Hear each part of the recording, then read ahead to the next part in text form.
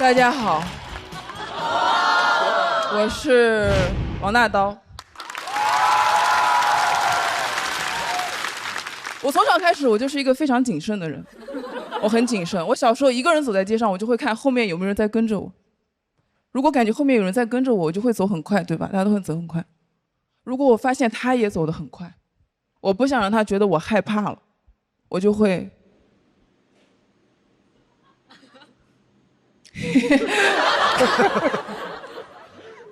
我从小到大老是遇到一些变态，有时候我都想是不是我的问题，我就问我朋友，我说你有没有遇到过变态？他想了一下，他说今年还没有。我就想起很早之前我遇到的一个，是在大学的时候，大学有一年，我一个人走在学校外面的步行街上，有一个60、70岁的老头骑着80年代的自行车朝我骑过来，他的头特别的秃。当时建设银行的蓝光和建设银行旁边卖衣服的红光打在他的头上，随着他的移动，我以为有辆警车开过来了。他开始慢慢的逼近我，当我们两个只有半米的时候，他开始以我为圆心，开始骑车画圆。我当时一边往前走，一边发消息给我朋友，我说有个死变态以我为圆心在骑车画圆。但是他画得太圆了，我全程看不到他的侧脸和后脑勺，他的正脸死死地对着我，我是一个移动的圆心，但是他画的每一个圆的半径都保持一致。我当时觉得他骑了个派。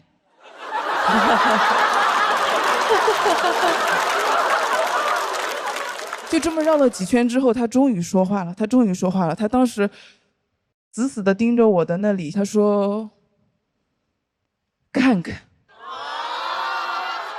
朋友们不要担心，我没有给他看的。我当时想看看，他的用词也太精简，他的语气也太傲慢了，他没有用询问语气可不可以看看，他也没有用主语我可不可以看看，没爱看看，他只用了2个字就让我的情绪这么复杂。我不可能表现出害怕或者是惶恐，让他觉得他骚扰到我了，他得逞了，而且我要比他更精简，所以当时他说看看，我说啊，他以为我耳背，他又说看看，我说啊，他说看看，我说啊，他说看看，我说啊，他说看看，我说啊，我俩阿卡贝拉。就这么几个回合之后，他可能觉得他今天看不了了，他就骑着车走了，消失在暮色当中。那个时候我的腿已经吓得就是腿发软嘛，就是我一个人就走回学校。然后朋友问我，他说王大刀这么多年你是怎么化解这个变态老头对你的影响的？我想说没有什么影响啊。他说那你现在为什么在骑车画圆？我现在就是有时候一个人在路边等人什么，就会骑车画圆。你知道我现在想起我19岁的时候遇到这个老头变态，我真的觉得他当时走的有点太轻松了，他全程连车都没有下过。我想如果我现在穿越回10年前，我再遇到他，我不可能让他走得那么轻松了。假设我再遇到他，他又骑着自行车开始以我圆心，开始骑车画圆，盯着我说看看，期待着我的害怕和惶恐，我就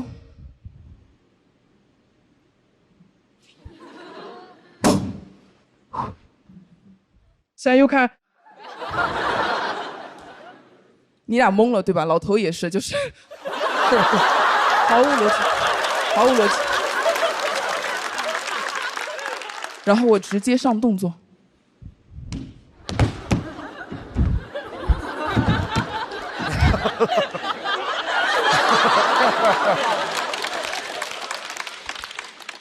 我直接起舞，他也不骑车了，他把车停下来看着我，他没有见过我这样的女人，他害怕了，他觉得我有病，他就骑着车仓皇逃离现场。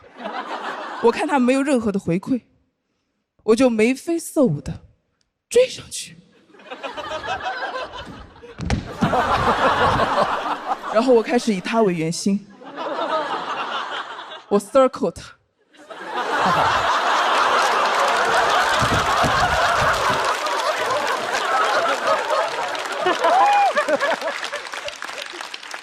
然后我会笑着跟他说：“我说 The show must go on。”你知道我是19岁的时候遇到的这个变态，我现在29岁了，10年了，我经常想起他，我时常觉得我没有真正的战胜这个老头，因为我无论如何我都没有办法回到19岁，真正的给他一枪或者给他一个巴掌之类的。但是我朋友说对我10年了，他应该已经死了。我想我会去到他的坟头看看他。看看他在他的坟头，我旋转跳跃，他闭着眼，然后我会长久地凝视着他的坟头，然后我会问他，我说还看吗？谢谢大家，我是王大刀。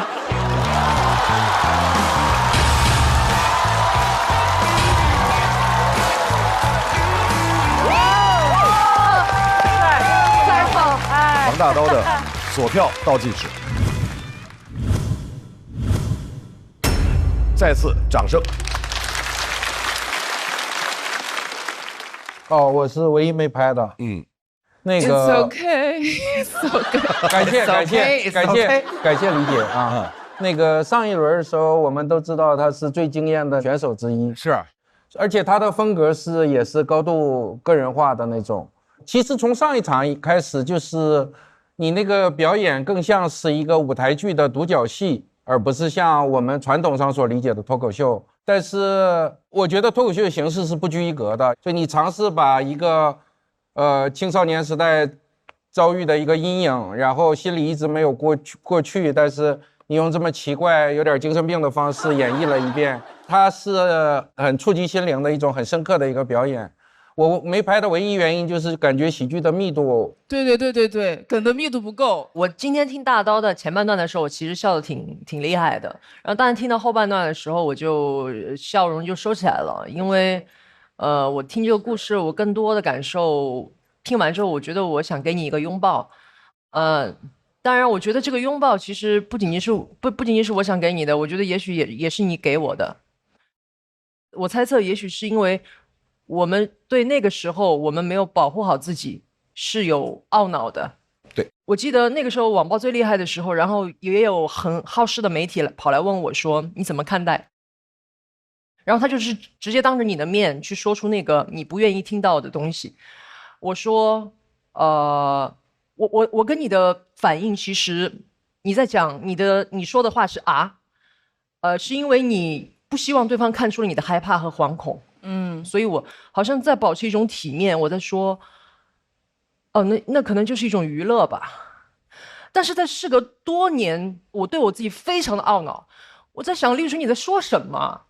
你居然说这是一个娱乐？没有人会网暴不是娱乐好吗？你怎么可以在那个时候你这样去说？我觉得你对自己极其的差。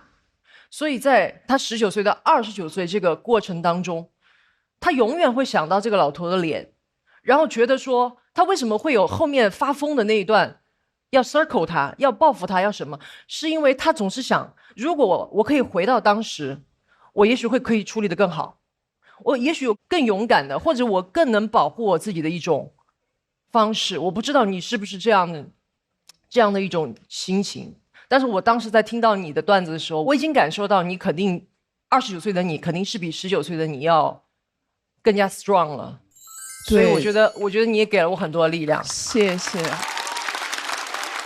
就是我觉得当时可能回击的，就我觉得我的反应还挺好的，我自己觉得，但是我可能就是想狠狠的弄他，就是我就是想狠狠的弄他，因为就是我受够了这种突如其来的没有办法及时取证的东西，让我挺愤怒的。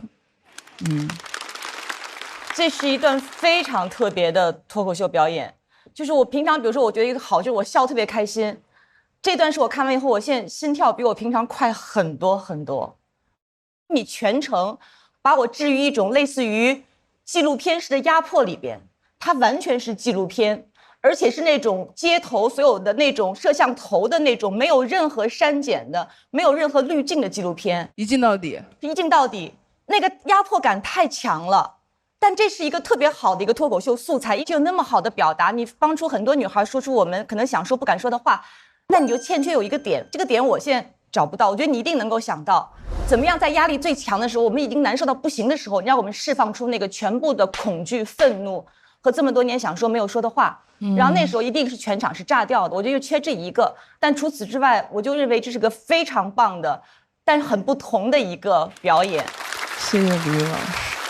我非常非常喜欢大刀，让大家知道女演员在台上真的可以表达任何自己想说的话题。而且大刀今天很酷的一点是，他只讲自己被骚扰的这一件事。他说他走夜路就会莫名其妙回头看看后面有没有人跟，这是每一个女人的共性，很勇敢。我觉得一方面情感层面，我在心里还是想狠狠地弄那个老头。我现在不知道他在哪儿干嘛，也不知道他对多少个人说了看看那句话。因为他实际上说的看看后面是有省略一些部位的名称的，是更直接更猛。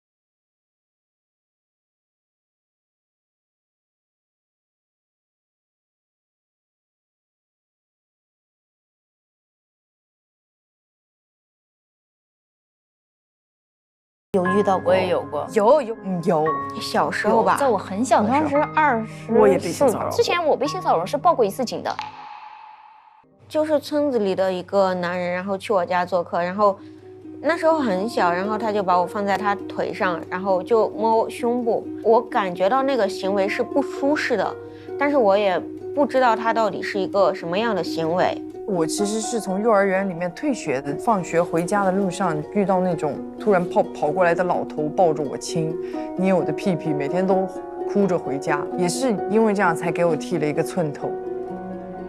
我以前上大学的时候，在公交车上就被一个人袭胸了，当时第一反应是，人家拉那个手环，他在我左边，我以为人家没拉紧。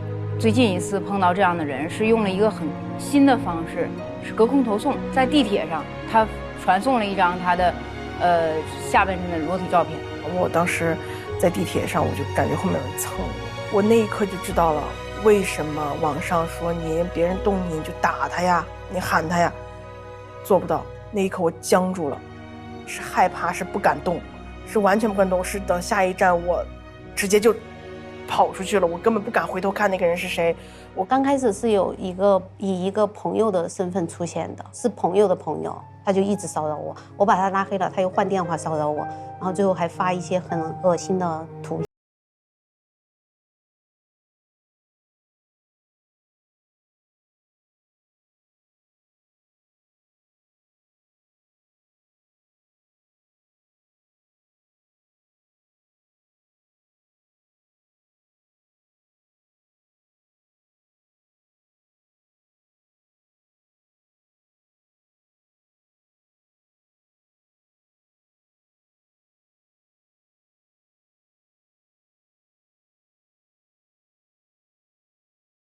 去报警吗？而且那个结尾我也很喜欢。有一部电影叫《杀人回忆》，拍这部电影的时候，那个凶手还没抓到，当时导演就让那个扮演的主角就是盯着镜头，长久的凝视，其实就是在凝视那个凶手，因为他想到那个凶手可能也会买票来看这部电影，我想长久的凝视他。然后我又问他，我说还看吗？好，我们来看一下，在大刀的表演之后，他得到的票数是不是能够让他直接晋级？请看。需要开启对方的抢麦模式，盾组开启抢麦。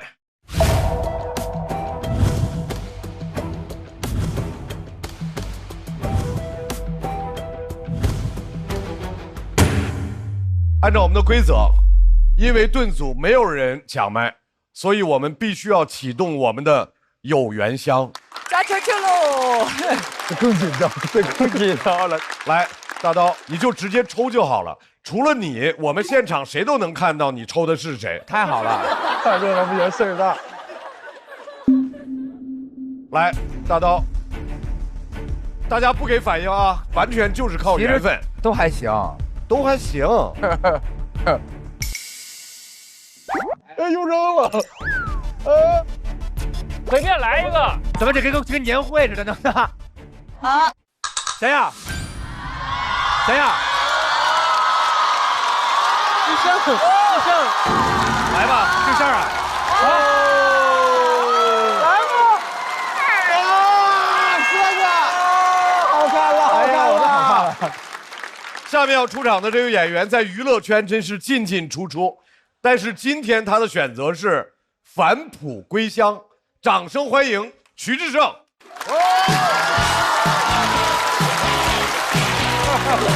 两个人怎么那么开心啊？他俩玩的好。Hello， 大家好，我是志胜。还是得讲脱口秀呀。这但凡在外边观众有这种欢呼和掌声，我只会好奇，我说这后边又是谁出来了？比回到脱口秀更让我开心的就是我过年回到我们村里。今年过年也不知道是谁把我们全家的视频传网上去了，因为我长得很像我爷爷、我爸和我哥。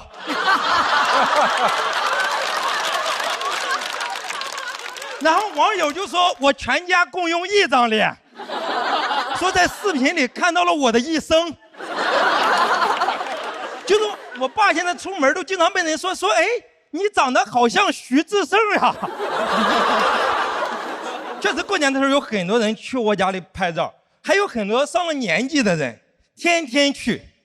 就你们见过60、70岁的私生饭吗？就他们真的跟年轻的私生饭还是很不一样的，就他们真的有可能在你家里吃饭呀。而且他们是看着我从小长大的，那我在他们眼里那都算养成系艺人，知道吗？手里全是我的黑历史，在那一遍遍的说呀，说志胜，你还记得你当时偷谁家玉米吗？你还记得你当时打碎谁家玻璃吗？我说你还记得咱去年讲过一次了吗？然后我村里现在特别关注我的信息，但他们有时候也看不太懂。之前有段时间网上说我是那个理想型男友嘛，我也不知道在我们村里咋传的，后来就传成了说我在外边交了好多女朋友。我奶奶都着急了，给我打电话说咱徐家可不出这种人，你赶紧都给他们断了。我说奶奶，你把村里的网断了就行。然后我们山东过年还要挨家挨户去磕头，因为以前啊会摆着一些老人的照片，过去老人照片会给老人磕头，但现在也不摆照片了，都开始放电视了。就是我还在那磕着呢，他已经把电视打开放我的脱口秀了，还在那儿，哎，这是你吧？是你吧？那么关键是我的脱口秀视频里边不光有我，他还会切别人的镜头。就你们给张绍刚磕过头吗？就我咣3个头磕完，张老师在那说感谢志胜带来的精彩表演。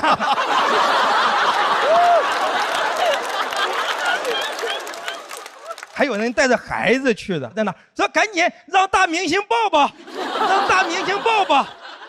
这以前都不让我抱呀，因为他们说谁抱多了就容易长得像谁。就我以前还生气呢，现在明白了，不是不报，时候未到。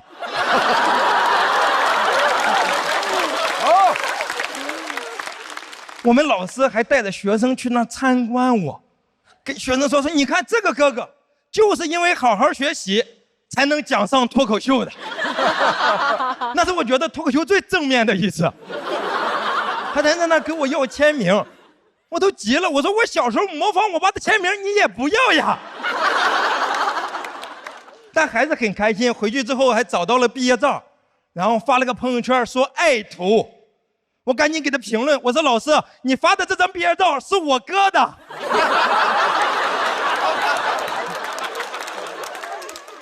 最离谱的是啥呢？还有人去我家里给我表演节目，一个在抖音上唱歌的大哥去我家里给我唱了一首好汉歌，然后要拜我为师。我说大哥，你是不是误会了？我只是刘欢乐在人间，但我真的不是刘欢呀。他还在那里问我说能不能带他上春晚，我说实不相瞒，为师现在也上不去了。他们山东过年还经常会喝酒，而且如果你们去过山东，你会发现山东最擅长的都不是喝酒，是劝酒，那全是道德绑架呀。我现在去，我只要说，我说今天不喝酒了，他说行，你现在大明星了，哪能给我们喝酒呀？我说那就喝一杯行不行？他说行，你现在大明星能给我们喝一杯，就已经是瞧得起我们了。有时候我还被拉着去陪酒，你知道吗？关键是我也不会劝酒，我就只能在那我说你是不是瞧不起我这个大明星？好吧，讲这里，我是我们村的大明星徐志胜。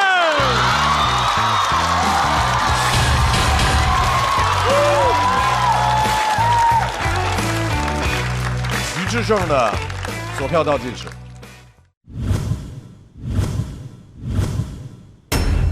好，谢谢大家，送给志胜。我觉得今天这个表演非常的爱，非常喜欢。谢谢大老师。我希望就是有什么就来什么，不用想那么多，是不是？这也是我今年想明白最重要的一个道理，就是好好笑，好好笑。因为就是做快乐的自己，前提是勇敢做自己嘛，就是把自个儿讲出来就行。我希望你越来越勇敢，越来越快乐，好吧？哎，来了。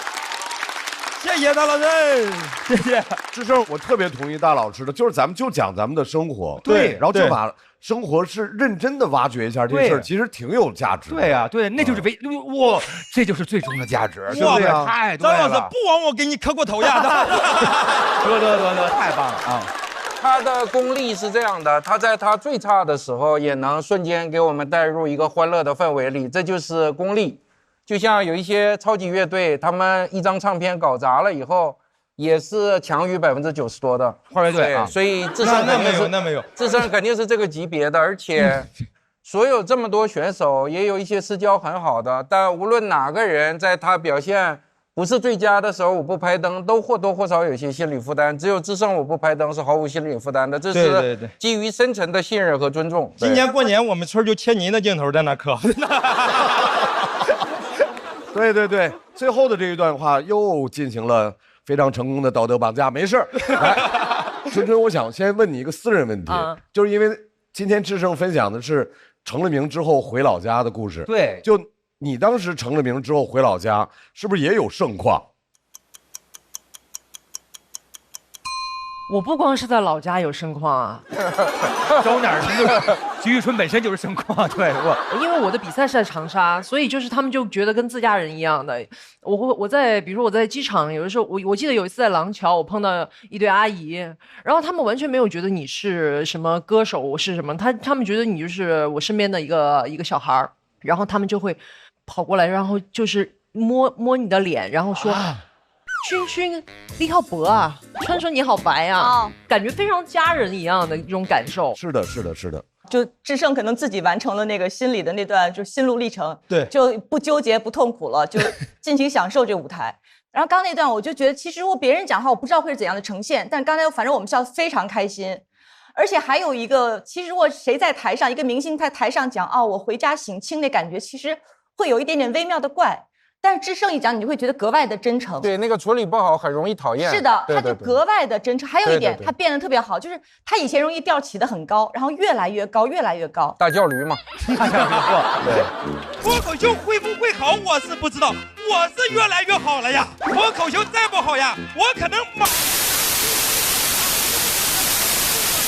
离不开脱口秀的离开。大叫驴嘛。但现在这个没有了。你是做了一些什么样的训练吗？志胜？没有，因为去年其实说实话比较纠结的一件事是，在台上的心理包袱还是挺大的。但今年因为我今年心理包袱就很小，就是想在这个舞台上能给观众，因为我那个给观众的卡上也说的，这个夏天又见面了，所以我就想着，既然是见面，那就高高兴兴的见面嘛，那就不要观众看到你身上带着包袱站在那个台上。我觉得任何的包袱都不应该在这个台上跟观众分享，就应该只分享快乐就好了。好，谢谢智胜。来，在智胜的表演之后，大刀重新回到舞台。哎呀，咱俩这个缘分呀，太吓人了。我就感觉我要戳到你，是吧？过去吧。好，现在2个人的比值分别是，我怎么了？俩人怎么了？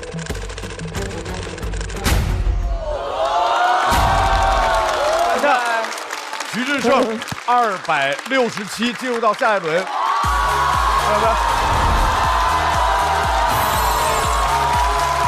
大刀，你的票数也非常好，243票，不低啊！盾阵营今天开胡了 ，yes。志胜是盾阵营今天的第一个。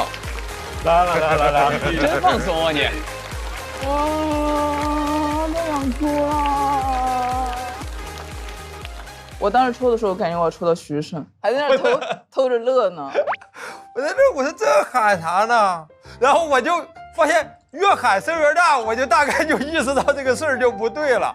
我是问 Kate 还是问谁？然后我一看观众就都看我了，我就扔下手卡，我就来了。因为我们俩之前在山羊的时候，他就帮我出主意，说了半天。我说志胜这没有梗啊，他说嘿，你还要我给你写梗？我说你看我稿子里边有梗吗？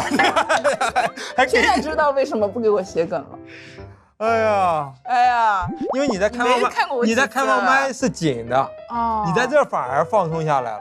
你看我懂脱口秀，我只是想不出来包袱，但脱口秀我来懂，我真懂，我懂，我这太懂了，我懂脱口秀。我是觉得你就是能干一辈子脱口秀那种人，你讲啥都好笑，是吧？对，就是你没梗，你没梗都好笑，没梗都好笑，你懂吗？志胜，这是一种极大的天赋。这是在夸人哈，就是你平时这样说话就很好笑，你懂吗？因为我平时说话是有梗的。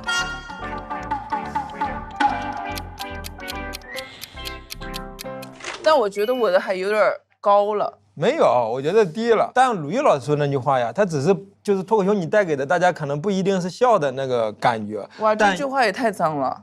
脱口秀不给大人带笑带啥？哎呀，你在帮我说话对吧？好，你继续。这点情商在大刀这完全不够用。如果大刀不进你，我愿意腾出来10票给大刀。你腾10票给我票，好像还是。那咱俩说头台了，那咱俩说台。可以。